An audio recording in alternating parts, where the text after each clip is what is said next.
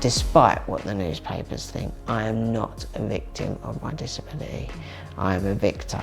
He really saw me for what was within and not the barriers of my injury. Every day, and you both know this, society reminds us that we are a second-class citizen. David Holmes was the stunt double for Daniel Radcliffe in the first 6 Harry Potter films.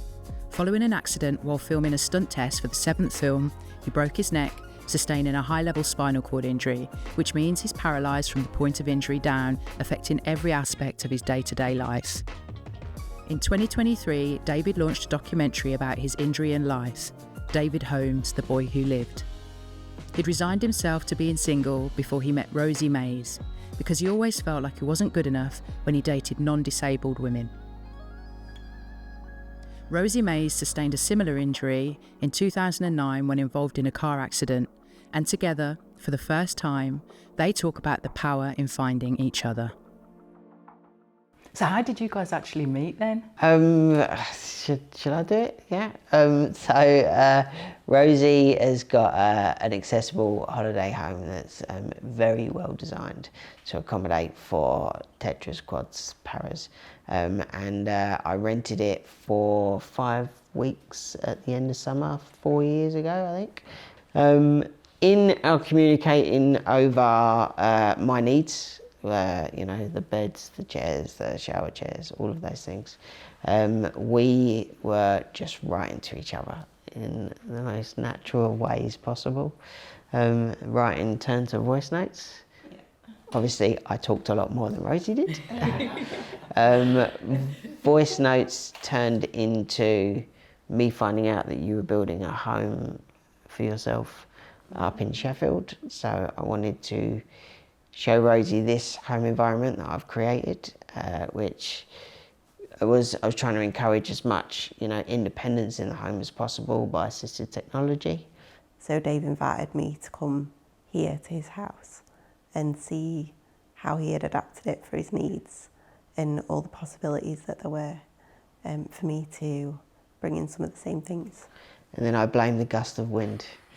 We were outside on that patio in August, and the wind blew your hair in your mouth, and your arm function is not as capable as mine with the shoulder, and you're blowing the hair out of your mouth. And I was like, "Can I get that for you?" Brush the hair out of her mouth. I was like, "Oh, you're really beautiful," and that was it.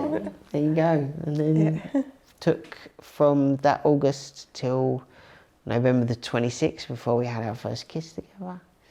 And then we've been a couple since November 26th, 3 years ago. So yeah, it was a very natural way of meeting. It wasn't forced, it wasn't through a dating app, it wasn't any other way apart from two human beings connecting. And we have the most profound shared life experience together. And we're very, very lucky because of it. And Dave was staying at my place in Spain, and I always spent ages planning any trips and stuff like that, especially to go abroad, and I wouldn't go out of the country unless it was for at least 2 weeks, you know, because of the physical hardships of travelling and just all the planning and all the logistics involved. He asked if I wanted to just come and stay for a week while he was there in the September, when we'd just been getting to know each other, and I just instantly said yeah to it. I just felt like a lot more freedom and motivated because it was something that we were doing together. What are some of the biggest challenges that you both come across? Oh, I mean, have you got a big list? Every day, and you both know this, society reminds us that we are a second-class citizen. If we want to go to the cinema together, are there 2 accessible spaces where we can sit next to each other? If we want to go to the theatre, if we want to go out and interact in society, 2 accessible parking bays next to each other, you know? And then you layer on top of that our specific care needs. So it both takes us a couple of hours to get ready in the morning. So getting time together is so precious. and we fight so hard for it. And then the other systemic barriers that we face, and all of the microaggressions, quite often are external forces applied upon us, whether that is the limitations of the staff and what they are willing to do in certain aspects of our relationship, or the limitations on just the fact that your life is 300 miles away in Sheffield and mine is down here in Essex. So getting our time together is something that we run it like a military drill, and it's very, very precious to us.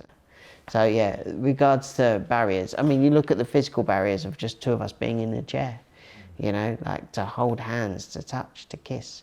It took a team of people to get us close enough together for our first kiss, you know, so, but because of that, it meant so much more, right? Yeah.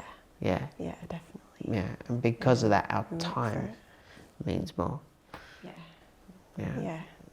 It's something that we really appreciate and value when we do get it, because it's hard. Like, we have to work for it. How easy do you find it to advocate for yourself, you know, as women in society as well? Obviously, you've got your career, you're used to dealing with people. How is it for you? How do you find advocating for yourself? I think it can be, I can find it quite difficult, both because, like, in my own personality, I sometimes find it hard to speak out because I feel guilt for having to ask for help all the time, feeling like a burden because of the things that you need, and that battle between how you would want to present yourself, whether that is like your appearance, how you want to dress yourself, doing your hair and makeup, and then to the deeper things like what you want to do in society and your work, and how you want to interact with your friends, family, and in your relationship. And sometimes we both find ourselves reducing our choices and what we ask for, so as to not cause people more trouble. But having full autonomy over your life is a right everyone should be able to experience. And you said earlier that your confidence has grown since being in a relationship with David. But tell us how has David specifically brought you out of your shell, and the difference it has made to your life? And David, how have you found yourself growing since being with Rosie? I just think that in us meeting, even though we've had completely different lives before our injuries, and we're on totally different paths from each other. Like, I always like the thought that we would have probably never met if it wasn't for our injuries, never even come across each other. But I feel like if we had have done, then we would have still got along so well. In speaking to me, like, Dave is very open in everything that he talks about, and I can be quite withdrawn, so I just found that he really saw me for what was within and not the barriers of my injury, and then has helped me so much to just bring all that out and blossom as a person. Yeah, and Rosie makes me feel like a man, every aspect of it, and I feel complete, feel whole, and if it took me to break my neck to find you, such is life. I'm very grateful that our journeys have brought us together, and it's hard, and it's not an easy path to take as individuals, or anyone that goes through any level of trauma in their life. I've always been quite philosophical with it all. Remind myself that pain and suffering is all part of the human existence, and we have had our fair share of both of those things and continue to do that.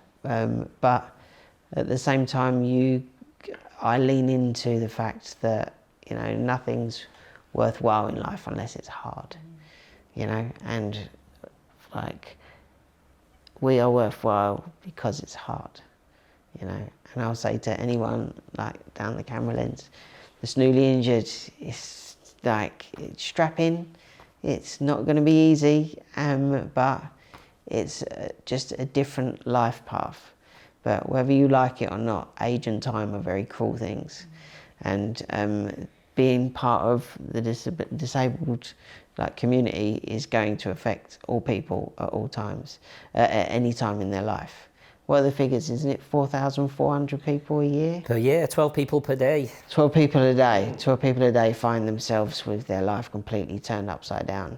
And I am happy to sit here with you and talk to both of us back in the hospital in 2009. We were injured in the same year. And say to everybody that's newly injured, it's not over, it's just begun. And you really can have a great, fulfilling journey with living with a spinal cord injury. You just have to be willing to understand that it's work, and it's work all the time. And I'm like a dog. You back me into a corner, I bark, and I bark a lot. For us, I will, bark loudly and bite if I have to. Speaking of which, I know after your injury, and I know you quoted saying you didn't feel good enough to be with somebody. I know I'm single now, and I'm navigating all the dating apps, and it's an absolute nightmare. And it's, at some points, I just feel like giving up. And I have been in several relationships over the years, but now it just seems harder than ever. What would you say to those? Again, everything you just said then is fantastic, but specifically around relationships. And I love the fact that you quoted, you feel like a man again. Because I think that when we lose our identity, very much so we become a patient to everyone in our world. And rebuilding your life and reclaiming your persona is one of the most challenging things. But it can often feel incredibly bleak. I love how you met. It's so beautiful. But prior to that, how was you feeling? How was you getting your head around it? I think the biggest relationship we all have in our lives is the ones with ourselves, right? And I got to the stage of living with my injury and myself where I'd all but really given up on trying so hard, trying to be whole, trying to be all of what the standards I'm holding myself to. There's a line that means a lot to both of us, which is, when I stopped looking for me, I found you. And when I just accepted that this is how it is, this is, that's when we found each other. And I would say to anybody who, loneliness is an epidemic, that these silly devices, well, you have to excuse my coffee machine. We will wait for 2 minutes whilst that's inappropriately interrupting our interview. It's honestly, the coffee machine makes a great coffee, but it's really needy. Yeah. Attention seeking. Yeah. Don't forget about me. Yeah, you had a cappuccino, but look at me now. Yeah, it's an epidemic that, these devices give us our freedom. They're our safety net. We need help, we use them to call for help. But at the same time, they've separated all of us. And, COVID exacerbated that across all of society. We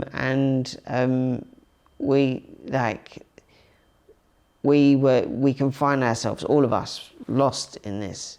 The news and the world as it is today. It's, the pain and suffering and the information we're constantly bombarded with. But to be able to have, we cross oceans of pain and sorrow on a daily basis.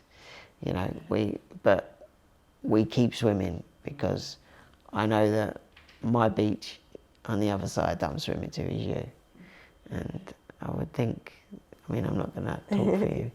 Definitely the same. Yeah. You don't want to be lonely.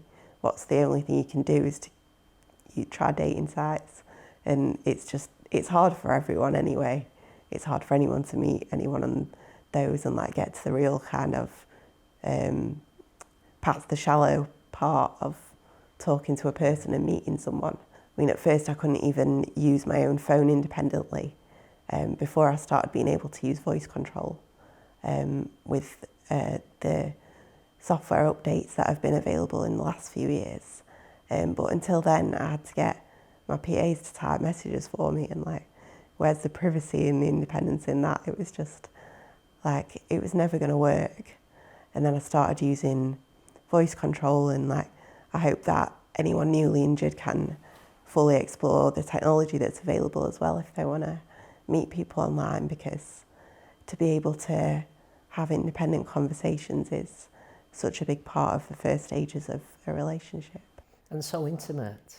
Yeah, it was just part of a stage for me, really. I think it served a purpose in getting enough confidence to meet someone, like for it to be like, it was the first time I had sex since my injury. And it was just something that I felt like I didn't feel good about it because I wasn't really ready for it yet, but it was just one of those stages that I kind of had to get out of the way for myself, like for my own development. I think you can think that your worth isn't as much when you've been injured, and I used to have thoughts like, how can I be someone's girlfriend? Like, I'm not physically capable to do all the things that you're meant to do, and I can't go out or have the energy to be with someone or live with them, and what about like the care that I need? How am I going to deal with that? And those things are all possible, and that you're worth just as much, and you can be all the things in a relationship that you can be able-bodied. It just takes some working out. And I lost a decade. I lost a decade of when my relationship fell apart. Massively trust issues, all of those things. And I was trying to find meaning and myself in a pitfall of sex, drugs and sausage rolls. But there's not as much sex, far too many drugs, and too many sausage rolls. I lost that, It's okay. For a long time it was the bravado. Okay, I broke my neck, but it doesn't matter. I'm in Ibiza and I'm doing this, and I'm, driving this car, and all of those silly things that we think make us feel a sense of worth. I don't regret that, because I know when I look back on that, I see this scared little boy that I was, and not trying to understand what it is to be a man post-injury, when all levels of masculinity are stripped away. And I will say we're privileged with our injuries. The house that we are currently in, and I was fortunate enough to be able to build it, that gives us our independence and our separation, and the care that we can both pay for. I mean, for now, that a lot of people don't have that luxury. The staff members that form part of our core team and our support network, our families, our friends, our loved ones, like, we are privileged to have that. And for those people that feel lost and that don't have that support network, I would say that give yourself a break.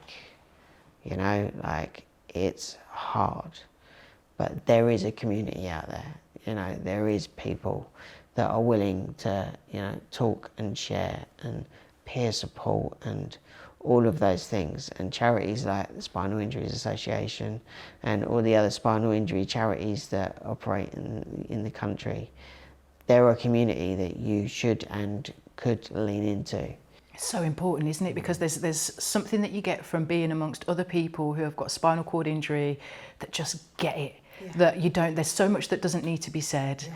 And there's just a real sense for me of feeling really at home with other injured people, because we understand the bladder, we understand the bowels, and so much doesn't need to be said. So then you can just crack on with that, building those relationships and nurturing that sense of community, because everybody just gets so much of the stuff that other people don't. Yeah, I have a sensitive stomach, so I'm very militant with my food, and you're a lot better than me, but I will still take you to some of the best restaurants in the world.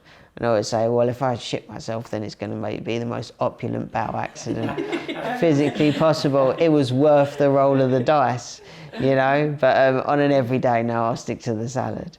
Yeah, we get it. Like, we can look at each other when we experience a microaggression, when we experience a level of like feeling discriminated upon, or like even watching a film and someone's depicting someone with a spinal cord injury or a disability in general, we just look at each other.